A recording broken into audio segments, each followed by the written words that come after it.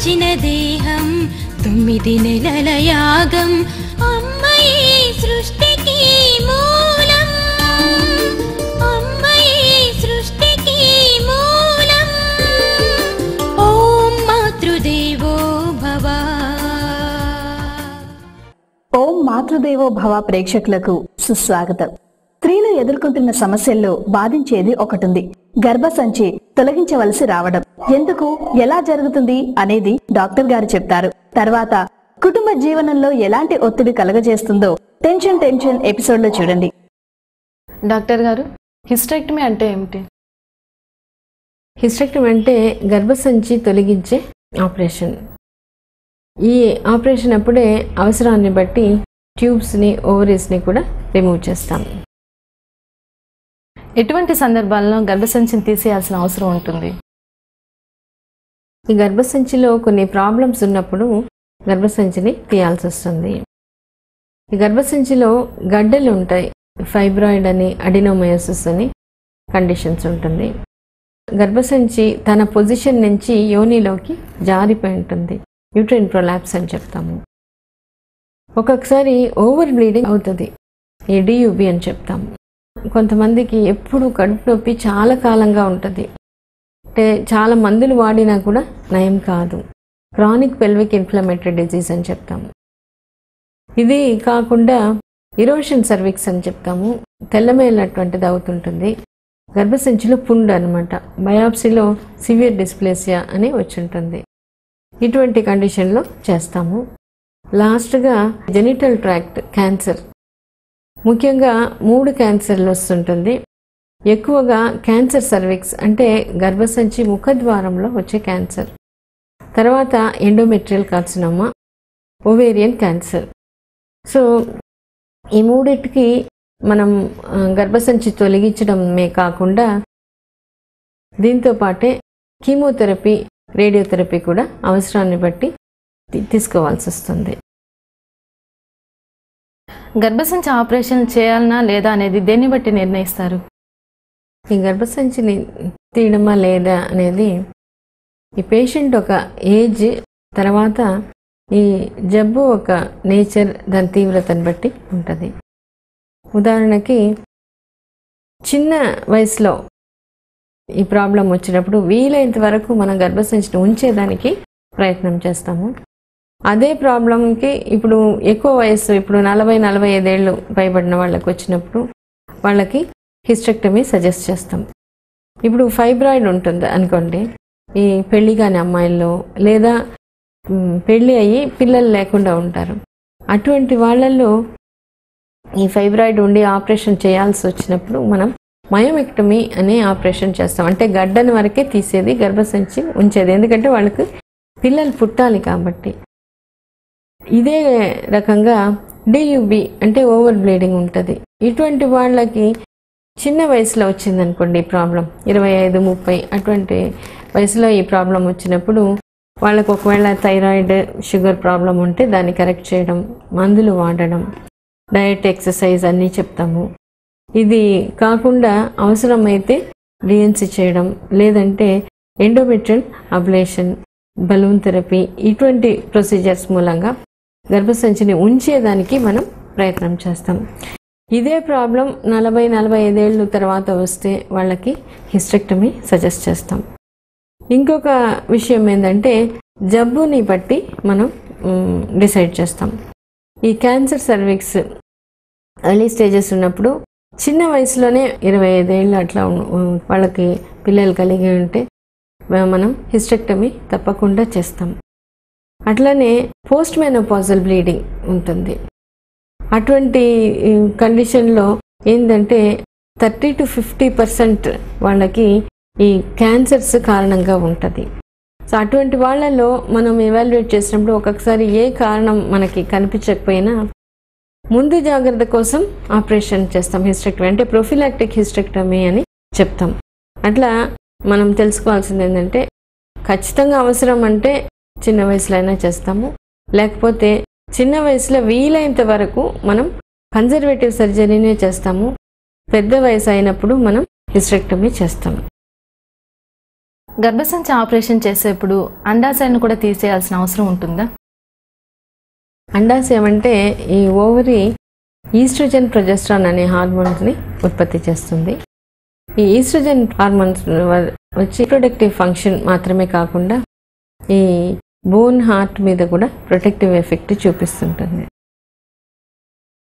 అందుకని ఈ ఓవరీ ఈ మెనోపాజ్ టైంలో అట్రఫిక్ అయిపోవడం వల్ల అప్పుడు దాని పని సామర్థ్యం తగ్గిపోతుంది. అందుకని ఈ 40 ఏళ్ళ లోపల మనం హిస్టెక్టమీ చేసి ఈ గర్భసంచి తొలగించాల్సిన అవసరం వచ్చినప్పుడు వీలైనంత వరకు 2 ఓవరీస్ని ఉంచేస్తాము. కొన్ని సందర్భాల్లో ఈ ఓవరీలో ఏమైనా సిస్ట్ అట్లా ఏమైనా ఉన్నప్పుడు, లేదంటే క్యాన్సర్ కోసం ఆపరేషన్ చేసినప్పుడు మాత్రమే 2 అండాశయాల్ని తీస్తాము. అదే ఈ హిస్టెక్టమీ ఆపరేషన్ ఈ 45 ఏళ్ళు టైంలో ఆపరేషన్ చేసినప్పుడు ఈ ఓవరీ పని సామర్థ్యమే తగ్గిపోతూ వస్తుంటుంది. కాబట్టి అప్పుడు అవసరాన్ని బట్టి 1 లేదా 2 ఓవరీస్ని తీసేస్తాము. హిస్టెక్టమీ చేసేప్పుడు ఈ అండాశయాలు తీసేయడం వల్ల ఏదైనా సమస్యలు వస్తుంటాయా? అవును, హిస్టెక్టమీ చేసేటప్పుడు ఈ అండాశయాలు 2 తీయడం వల్ల మెనోపాజల్ సిమ్టమ్స్ మొదలవుతాయి. అంటే ఈస్ట్రోజన్ ఉత్పత్తి తగ్గుతుంది. కాబట్టి వీళ్ళకి ఎటువంటి సమస్యలు ఉంటుందంటే హాట్ ఫ్లషెస్ అని చెప్తాము. అంటే ఒంట్లో వేడి పొంగులు వస్తుంటుంది. తర్వాత తరచు యూరిన్ ఇన్ఫెక్షన్ వస్తుంటుంది. వెజైనా డ్రైగా ఉంటుంది. కాబట్టి వాళ్ళకి భార్యాభర్తలు కలిసినప్పుడు మంటగా నొప్పిగా ఉంటుంది. లైంగిక వాంఛ కూడా తగ్గుతుంటుంది.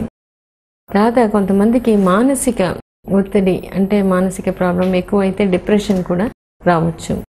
దీర్ఘకాలిక సమస్యలు ఉంటుంది. ఏంటంటే ఈస్ట్రోజన్ కాల్షియం తగ్గడం వల్ల ఈ ఎముకలు మెత్తగా అయ్యి చిట్లిపోయే అవకాశం ఉంటుంది. ఆస్టియోపోరోసిస్ అని చెప్తాము. కొంతమందికి ఇస్కెమిక్ హార్ట్ డిసీజ్ అంటే ఈ హార్ట్ అటాక్ వచ్చే అవకాశం కూడా కొంచెం ఎక్కువగా ఉంటుంది. దీనికి ట్రీట్మెంట్గా ఈస్ట్రోజన్ పెడతాము, కాల్షియం కూడా పెడతాము. ఇవి కొన్ని సంవత్సరాల తరబడి వాడాల్సి ఉంటుంది. దీంతోపాటే డయట్లో సోయా ఎక్కువ తీసుకోమంటాము, ఫ్రూట్స్ వెజిటబుల్స్ బాగా తీసుకోమంటాము, ఎక్సర్సైజెస్ యోగా వాకింగ్ ఇటువంటిది చేయమని చెప్తాము. తర్వాత ఫ్యామిలీ మెంబర్స్ బాగా వీళ్ళని సపోర్ట్ చేయాలి. సో వీళ్ళు పీరియాడిక్గా డాక్టర్ అబ్జర్వేషన్లో ఉండాల్సి వస్తుంది. హిస్టెక్టమీ చేసేప్పుడు ఒకవేళ అండాశయాలను ఉంచేస్తే మళ్ళీ ఏదైనా జబ్బు కలిగితే అండాశయాల్లో మళ్ళీ ఆపరేషన్ చేయాల్సి వస్తుంది కదా? అవును. ఇప్పుడు మనం అండాశయం తీస్తే దానివల్ల మనకి మెనోపాజల్ ప్రాబ్లమ్స్ వస్తుంది, ట్రీట్మెంట్లో ఉండాల్సి వస్తుంది. అదే ఈ అండాశయం ఉంచేస్తే ఈ న్యాచురల్ ఫంక్షన్ ఉంటుంది కాబట్టి ఈ ప్రాబ్లం వాళ్ళకి ఉండదు. అందువల్ల దీనివల్ల లాభం ఎక్కువ. ఇంకోటి ఏంటంటే అందరికీ అండాశయం ఉంచటం వల్ల అండాశయాల్లో ప్రాబ్లం వచ్చేదంటూ ఉండదు, అరుదుగా ఎప్పుడో వస్తుంది. అందుకని అనవసరంగా ఈ అండాశయాలు చిన్న వయసులో తీయడం మంచిది కాదు. గర్భసంచిలో గడ్డలు ఉన్నప్పుడు గర్భసంచి తీసేయాల్సి వస్తుంది అన్నారు కదా, ఖచ్చితంగా తీసేయాల్సి వస్తుందా? గర్భసంచిలో గడ్డలు అట్లా అంటే ఈ ఫైబ్రాయిడ్ ఇది ఉన్నంత మాత్రం ఆపరేషన్ చేయాల్సిన అవసరం లేదు. ఏంటంటే ఇది ఏమైనా సిమ్టమ్స్ ప్రొడ్యూస్ చేసినప్పుడు అంటే బ్లీడింగ్ హెవీగా ఉండడం, లేదంటే కడుపు నొప్పి ఇట్లా ఉన్నప్పుడు తప్పనిసరిగా చేయాల్సి వస్తుంది. ఇది కాకుండా ఈ గడ్డ ఒక సైజ్ అన్నమాట. ఒక్కొక్కసారి ఏమి సిమ్టమ్సే ఉండదు, కడుపు నొప్పి ఉండదు, ఏమి ఉండదు. కాకపోతే 3 నెలలు గర్భం సైజులో ఉంటుంది, లేదా అంతకంటే ఎక్కువగా ఉంటుంది. ఇట్లా ఉన్నప్పుడు మనం కంపల్సరీగా ఆపరేషన్ చేయాలి. ఎందుకంటే వెయిట్ చేసే కొద్దీ ఇంకా అది సైజ్ పెరుగుతూ పోతూ ఉంటుంది. కొంతమందికి ఫైబ్రాయిడ్ ఉంటుంది, ఈ చిన్న సైజులో ఉంటుంది, దానివల్ల ఏమీ సిమ్టమ్స్ కూడా ఉండదు. సో అట్లా ఉన్నప్పుడు మనం అబ్జర్వేషన్లో పెడతాము. 6 months కానీ 1 yearకి స్కాన్ రిపీట్ చేస్తాము. అదే సైజులో ఉంది, పెరగలేదు, నో కంప్లైంట్స్ అంటే వెయిట్ చేస్తాము. వీళ్ళకి మీ గడ్డ పెరిగినా లేకపోతే సిమ్టమ్స్ ఏమైనా మొదలైనా అప్పుడే మనం ఆపరేషన్ చేస్తాం. గర్భసంచి ఆపరేషన్కి ముందు ఎటువంటి జాగ్రత్తలు తీసుకోవాల్సి ఉంటుంది? వీళ్ళు ఎటువంటి జాగ్రత్తలు తీసుకోవాల్సి వస్తుందంటే వెయిట్ ఎక్కువ ఉండేవాళ్ళు వెయిట్ తగ్గడం మంచిది. తర్వాత బ్లడ్ పర్సంటేజ్ బాగా ఉండేటట్టు చూసుకోవాలి. కొంతమందికి డ్రగ్ అలర్జీ ఉంటుంది, ఆస్తమా ఉంటుంది. అటువంటి వాళ్ళు ముందే డాక్టర్ దగ్గర చెప్పడం వల్ల ఆపరేషన్ టైంలో వాళ్ళు తగిన జాగ్రత్తలు తీసుకుంటారు. బీపీ, షుగర్ అటువంటిది ఏమైనా ఉంటే వాళ్ళు బాగా ముందే కంట్రోల్ చేసుకోవాలి. తర్వాత కొన్ని మందులు వాడుతుంటారు ఈ థైరాయిడ్ ప్రాబ్లంకి, ఫిట్స్కి. అట్లా ఏమైనా ఉంటే అది కూడా డాక్టర్కి ముందే చెప్పాలి. ఈ ఆపరేషన్ టైంలో కూడా ఆ టాబ్లెట్ ఆపకుండా వాడాలి. ఈ గర్భసంచి ఆపరేషన్ని ఏ విధంగా చేస్తారు? ఈ గర్భసంచి ఆపరేషన్ని 3 రకాలుగా చేసుకోవచ్చు. ఒకటి అబ్డామినల్ హిస్టెక్టమీ అంటాం, ఈ అబ్డామిన్ ఓపెన్ చేసి చేసే పద్ధతి. ఇంకొకటి వెజైనల్ హిస్టెక్టమీ, అంటే యోని ద్వారా గర్భసంచిని తొలగించడం. మూడోది లాప్రోస్కోపీ హిస్టెక్టమీ, అంటే లాప్రోస్కోపీ ద్వారా ఈ గర్భసంచి తొలగించడం. గర్భసంచి ఆపరేషన్ చేసుకున్న ఎంతకాలం తర్వాత వారి పనులు చేసుకోవచ్చు? 2 వారాల తర్వాత చిన్న చిన్న పనులు చేసుకోవచ్చు. స్లోగా వీళ్ళు చేసే పనులు ఇంక్రీజ్ చేసుకోవచ్చు. 2-3 నెలల తర్వాత వాళ్ళు అంతకుముందు ఏం పని చేస్తున్నారో ఆ పని నార్మల్గా చేసుకోవచ్చు. గర్భసంచి ఆపరేషన్కి ముందు మెంటల్ ప్రిపరేషన్ కూడా అవసరమా? అవును, గర్భసంచి ఆపరేషన్ ముందు మెంటల్ ప్రిపరేషన్ అనేది చాలా అవసరం అవుతుంది. ఎందుకంటే ఇది పేషెంట్ మాత్రం కాదు, వాళ్ళ ఫ్యామిలీ మెంబర్స్ కూడా ఎందుకు ఆపరేషన్ చేసుకుంటున్నాము, దీనివల్ల మనకి ఏం లాభం అనేది క్లియర్గా తెలుసుకొని ఉండాలి. కొన్ని సందర్భాలు ఏమవుతుందంటే పేషెంట్కి నడుము నొప్పి ఉండొచ్చు. ఈమెమనుకుంటుంది, నాకు ఆపరేషన్ చేస్తే నడుము నొప్పి కూడా పోతుంది అని అనుకుంటుంది. కానీ డాక్టర్ దగ్గర చెప్పరు. నీ ఆపరేషన్ ఒక్కొక్కసారి దేనికి చేస్తుంటామంటే ఈ గర్భసంచిలో పుండు, క్యాన్సర్ ఏం రాకుండా ఉండే దానికోసం చేసినాం అనుకోండి. దానికి ఈ నడుము నొప్పికి ఏమీ సంబంధం లేదు. కానీ ఆపరేషన్ తర్వాత ఈమెమనుకుంటే, నాకు నడుము నొప్పి పోలేదు ఆపరేషన్ చేసుకొని కూడా అనే ఫీలింగ్ ఉన్నప్పుడు ఆ నడుము నొప్పి చాలా ఎక్కువగా ఉంటుంది అనమాట. సో అందుకని ముందుగానే డాక్టర్తో మాట్లాడి ఈ డౌట్ బాగా క్లియర్ చేసుకుంటే ఈ పరిస్థితి వాళ్ళకి రాదు. మన ఓవర్ బ్లీడింగ్ కొన్ని సందర్భాల్లో ఉంటుంది, టెన్షన్కి రియాక్షన్గా ఈ బ్లీడింగ్ ఉంటుంది. సో ఇటువంటి సందర్భాల్లో మనం ఈ గర్భసంచి తొలగించేస్తాము. దానివల్ల బ్లీడింగ్ నుంచి వచ్చే బాధ మనకి తొలగిపోతుంది. కానీ ఈ టెన్షన్ పడే అలవాటు పోదు కదా, అందువల్ల ఈ టెన్షన్కి రియాక్షన్గా వేరే సిమ్టమ్ మొదలవుతుంది. వీళ్ళేమనుకుంటున్నారు, ఆపరేషన్ తర్వాత నాకు ఈ సిమ్టమ్ వచ్చింది కాబట్టి ఆపరేషన్ మీద చెడ్డ అభిప్రాయం ఏర్పడుతుంది అనమాట. సో ఇది కూడా ముందుగానే పేషెంట్ వాళ్ళ ఫ్యామిలీ మెంబర్స్ బాగా అర్థం చేసుకుంటే ఈ టెన్షన్కి రియాక్షన్గా ఇది వస్తుంటుంది అని అనుకుంటే టెన్షన్ పడే అలవాటు వాళ్ళు మానుకోవచ్చు. ఇటువంటి పరిస్థితి వచ్చినప్పుడు వాళ్ళు అర్థం చేసుకునే అవకాశం ఎక్కువ. ఇంకొకటి కూడా ఉంది, ఏంటంటే ఈ ఆపరేషన్ చేస్తే ఆరోగ్యం దెబ్బతింటుంది అనే ఇది ఒక అపోహ అన్నమాట. సో దీంట్లో నిజం ఏమాత్రం లేదు. అందుకని వీళ్ళు ఏం చేస్తారంటే ఆపరేషన్ చేసిన మనిషికి సానుభూతి చూపిస్తారు. ఆపరేషన్ అయిన మనిషి ఇట్లా ఉండాలని వాళ్ళు అది చూపించిన తర్వాత వీళ్ళకు కూడా ఏంటంటే నిజంగా వాళ్ళ ఆరోగ్యం కోల్పోయిన ఫీలింగ్తోనే వాళ్ళు చాలా కాలం ఉంటారు. నిజానికి ఏంటంటే మన బాడీకి రిజర్వ్ కెపాసిటీస్ చాలా ఉంటుంది.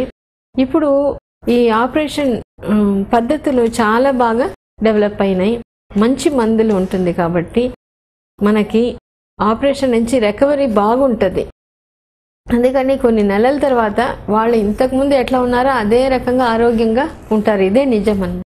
సో అందుకని ఈ విషయం తెలుసుకొని పేషెంట్ బాగా ధైర్యంగా ఉన్నప్పుడు పక్కన ఫ్యామిలీ మెంబర్స్ నీకు అన్నీ బాగా జరిగింది, నీ ఆరోగ్యం చక్కగా ఉంది అని వాళ్ళు ధైర్యం చెప్పినప్పుడు ఆపరేషన్ తర్వాత వాళ్ళు హెల్తీగా హ్యాపీగా ఉండేదానికి అవకాశం ఎక్కువ. చూసారుగా ఏం చెప్పారు? ఆ సమస్యలో స్త్రీలు ఎంత టెన్షన్ పడిపోతారో ఇప్పుడు టెన్షన్ ఎపిసోడ్ లో చూడండి.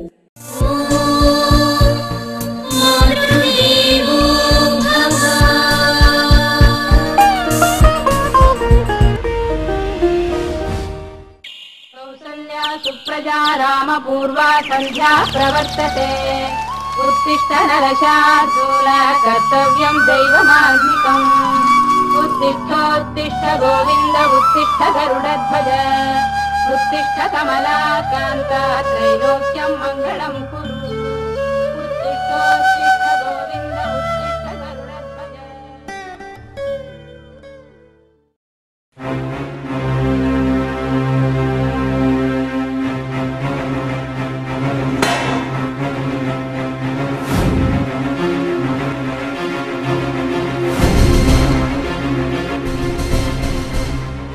అమ్మా నా చైన్ ఎక్కడుంది?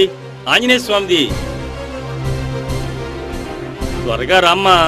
దేవుడి గూట్లో ఉంది. నువ్వు వచ్చి ఇవ్వమ్మా. నువ్వు తీసుకోవచ్చుగా. అబ్బబ్బబ్బా, నువ్వు రావచ్చుగా.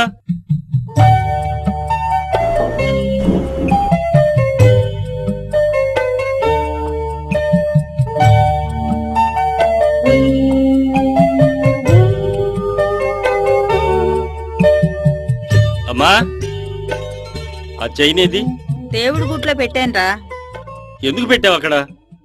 అది ఆంజనేయ స్వామి డాలరు. సరే తెచ్చు. నువ్వే తీసుకోరాదు. దేవుడి గూడు కదా. అందుకే చెప్తుంటా. అబ్బబ్బబ్బా, ఏంటమ్మా చెప్తుంటే. తీసుకోపో, వెళ్ళరా. నువ్వే పెట్టావు కదా, నువ్వే తెచ్చు. నేను తీయకూడదరా. ఏంటి తీయకూడదా? ఇల్లు తుడుస్తుంటే నడుం పట్టేసింది. నడుం వంగడం లేదు. సరే వద్దులే, బొట్టు పెట్టుకొని నేనే తీసుకొస్తాను.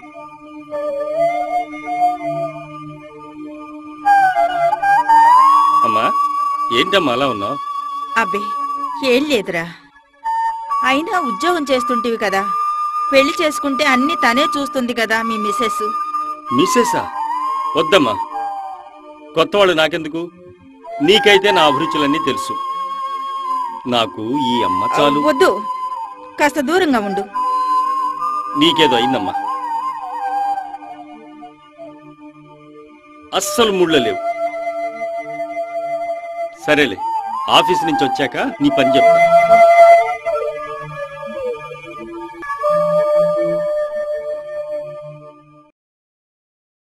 అలాగా సంగీత, నువ్వేం భయపడకు. ఆడవాళ్ళకి ఇలాంటివి తప్పడం లేదు. డాక్టర్ని కలిస్తే సరి. నీకు తెలుసుగా, ఇంజెక్షన్ చూస్తేనే నా గుండె ఆగిపోతుంది. అలా అనుకుంటే ఎలా? పోనీ ఇంజెక్షన్ బదులు టాబ్లెట్స్ వేసుకోవచ్చులే. ఆపరేషన్ చేస్తారట. ఎవరు చెప్పారు? తెలిసిన ఆవిడ చెప్పింది. తప్పదట. కావచ్చునేమో, అది చెప్పాల్సింది డాక్టర్ కదా. నాకు బాగా అవుతుంది, భయంగా ఉంది. ఇదిగో, నువ్వు రెడీగా ఉండు, డాక్టర్ దగ్గరికి వెడదాం. నేను వస్తాను. ముందు నువ్వు త్వరగా రా తాయారు. వెంటనే నేను వస్తానంటున్నానుగా. నాకు భయంగా ఉంది తాయారు. భయపడితే ఎలాగూ? ఎందుకు అలా ఉన్నావని అబ్బాయి అడుగుతున్నాడు. ఎదిగిన పిల్లడు కదా, ఎలా చెప్పాలి? ప్రాణాలు పోతున్నా అలాగే ఉంటావా? చచ్చిపోదామని ఉంది, కాని వాడు అనాథైపోతాడని భయంగా ఉంది. అసలు భరించడం నా వల్ల కావడం లేదు. చీరలు తడిసిపోతున్నాయి. అయ్యయ్యో,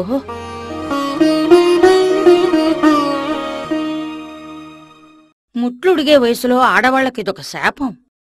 ఏం పాపం చేశామో ఏమో మరి. ఏడవకు. ఇలా ఉంటే రేపు కోడలొస్తే ఎలాగా? విసుక్కుంటారు. మంచాన పడితే ఆశ్రమంలోనే పడేస్తారు. ముందు శ్రీరాముకి పెళ్ళైతే అంతే చాలు. నేను చచ్చినా బాధలేదు. ఎందుకు చచ్చిపోతావే? ఆ ఇంజక్షన్లు అవి చేస్తే చావక బతుకుతానా? నయం కాదని అందరూ అంటున్నారు. నయం కాదా? అంటున్నారే. క్యాన్సర్ అయితే తగ్గినట్టే తగ్గి మళ్ళీ భయంకరంగా వస్తుందట. హిస్టోరెక్టమీ ఆపరేషన్ చేయించుకుంటే అన్నీ పోతాయి, కంగారు లేదు. నేను చేయించుకోలేను బాబు. అలా అనకు. శ్రీరాముకు పెళ్లి చెయ్యాలంటే నువ్వు ఆరోగ్యంగా ఉండాలి. పెళ్ళయ్యాక వారికి భారం కాకుండా నువ్వు హెల్దీగా ఉండాలి. అవును కదా? ఇంకో విషయం, నీకేదన్నా అయితే తల్లిదండ్రులు లేని పిల్లలకు అసలు పెళ్ళిళ్ళు కావడం లేదు. కాబట్టి నువ్వు బ్రతకాలే, ఆరోగ్యంగా ఉండాలి. కనుక గర్భసంచి తొలగించే ఆపరేషన్ చేయించుకోవాలి.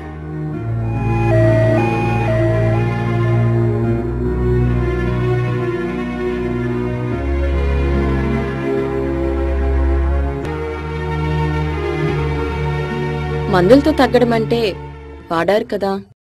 కొంత కంట్రోల్కి మాత్రమే. గర్భసంచి తొలగించకపోతే ప్రాబ్లం పోదు. నాకు భయంగా ఉంది. భయమే కదా, మేమున్నాం కదా, అంత సవ్యంగా ఉంటుంది అని చెప్తున్నాం కదా. ఇక ఆ భయాన్ని మాకిచ్చేసి ధైర్యంగా ఉండండి. ఒక్కడే కొడుకు, ఇంట్లో పనంతా తనే చేసుకోవాలి, కుదురుతుందా? ఒక 2 నెలలు గ్యాప్ ఉండాలి. రెస్ట్ తీసుకుంటే సరిపోతుంది. ఇప్పుడు ఆపరేషన్ చేయకపోతే రక్తం ఇంకా పోతుంది, బాగా వీక్ అవుతారు. వెంటనే చేసుకోవడం మంచిది. మా అబ్బాయి శ్రీరామ్ పెళ్లి చేయాలి. ముందు మీరు ఆరోగ్యంగా ఉంటే అన్నీ ఆనందంగా చేయొచ్చు. మరి ఆపరేషన్ డేట్ కూడా ఫిక్స్ చేస్తున్నాను, సరేనా? మా అబ్బాయి శ్రీరామ్ని అడిగి. అలాగే, కానీ ఒక్క మాట, ధైర్యంగా ఉండండి. వైద్యశాస్త్రం చాలా డెవలప్ అయింది. ఎంతో కష్టం అనుకున్నవి కూడా ఎంతో సులభంగా జరిగిపోతుంది. మరి వస్తామండి. ఓకే తయారు గారు, మీలాంటి వారే సంగీత గారికి ధైర్యం చెప్పాలి. అలాగేనండి.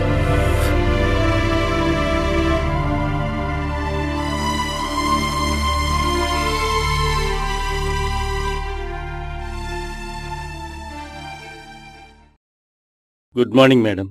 Good morning. రండి కూర్చోండి. Thank you madam. చెప్పండి. సంగీత గారు మా అమ్మగారు మేడం. ఓ, మీ పేరు శ్రీరామ్ కదూ? అవును మేడం. నీ గురించి, నీ పెళ్లి గురించి మీ అమ్మగారు చాలా వర్రీ అవుతున్నారు. మా మదర్కి ఏమన్నా కాంప్లికేషనా మేడం? చెప్తానండి, తప్పదు కదా. Over bleeding. ఓవర్ బ్లీడింగా? ఏమన్నా ప్రమాదమా మేడం? లేదండి, ఆపరేషన్ చేస్తే సరిపోతుంది. ఆపరేషన్ చెయ్యాలి అయితే ఓకే. మా అమ్మని నాకు దక్కించండి మేడం. ఆమెకి ఏదైనా అయితే నేను తట్టుకోలేను మేడం. ఏమిటి ఏడవటం? మీ మదర్కి ఏమీ కాదు. ఆపరేషన్ తర్వాత 2 months ఏ బరువైన పనులు చేయకుండా ఉంటే సరిపోతుంది. అబ్బాయికి అమ్మాయి ఓకే, అమ్మాయికి అబ్బాయి ఓకే. ఇహ తొందరలో ఏమన్నా మంచి ముహూర్తం ఉంటే చూడమంటారా సంగీతమ్మ గారు? అంతా శుభకరంగా ఉండేలా చూడండి. ఇన్నాళ్ళకి పెళ్లికి ఒప్పుకున్నాడు. అమ్మా, అమ్మాయి నీకు నచ్చిందా అమ్మా? కుందరం బొమ్మలా ఉంటుందిరా. పంతులు గారు, ముహూర్తం పెట్టించండి. నెక్స్ట్ మంత్ దివ్యమైన ముహూర్తం ఉందండి. పంతులు గారు, ముహూర్తం 3 నెలల తర్వాత చూడండి, మాకు చాలా పనులున్నాయి. అంత దూరం ఎందుకురా? అలాగే, మంచి పెళ్లిళ్ళ సీజను, అటు ఇటు ఎటు చూసినా శుభకార్యాలే. అందుకే అడిగాను. ఓకే, తప్పకుండా రాసి పంపిస్తాను. అమ్మా సంగీతమ్మ గారు, ఇక వెళ్ళొస్తా నేను. మరి ఒక్కడే కొడుకు కదా, జాగ్రత్తగా మరి సంభావన అది మరి మీరే చూడాలి. మరి వస్తానమ్మా. అలాగే. అమ్మాయి తరపున వాళ్ళు కూడా తొందరపడుతుంటే 3 నెలలు ఆగాలంటావేమిట్రా? ఇప్పుడు 2 నెలలు రెస్ట్ కావాలి. ఆ తర్వాత వెంటనే పనుల భారం పడకుండా ఇంకో నెల రెస్ట్ కావాలి. రెస్ట్ ఎవరికిరా? నీకేనమ్మా. నాకెందుకు? ఆపరేషన్ నీకేగా. హిస్టోరెక్టమీ. ఏమిట్రా ఏమిట్రా అంటున్నావు? అమ్మా, నువ్వు బాగుంటేనే కదమ్మా ఏ శుభకార్యమైనా. డాక్టర్ మేడం నేను కలిశానమ్మా, అంతా చెప్పేశారు. శ్రీరామ్,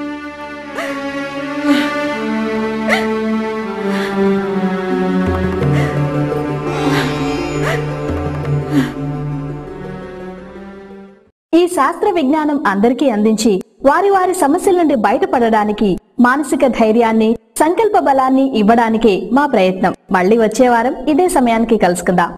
సంతాన సాఫల్యతకై సంప్రదించవలసిన చిరునామా డాక్టర్ ఆండాల్ గారి Lakshmi fertility clinic near Raghavasini complex, Pogathota, Nellore. Phones 0861234180 మరియు 232718. మంచి బిడ్డను కన్న తల్లి మానవతకదే కల్పవల్లి. దేశ భవితకు ఆమె సారథి, ప్రగతి బాటకు ఆమె వారధి. దేశ భవితకు ఆమె సారథి, ప్రగతి బాటకు ఆమె వారధి.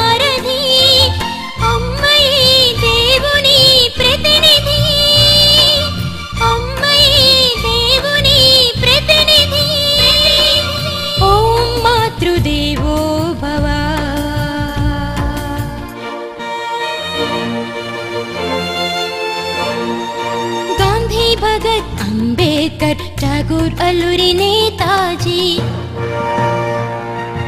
రాముడు యేసు బుద్ధుడు వ్యాసుడు వాసుదేవుడు రాముడు యేసు బుద్ధుడు వ్యాసుడు వాసుదేవుడు ఎవరైనా అమ్మ తనయులే ఎవరైనా అమ్మ తనయులే ఓం మాతృదేవో భవ ప్రతి ఒక్కరి తొలి గురువు విరిసిన మమతల తరువు నడక నడత నేర్పే అమ్మ ఆట పాట మాట అమ్మ శిక్షణ రక్షణ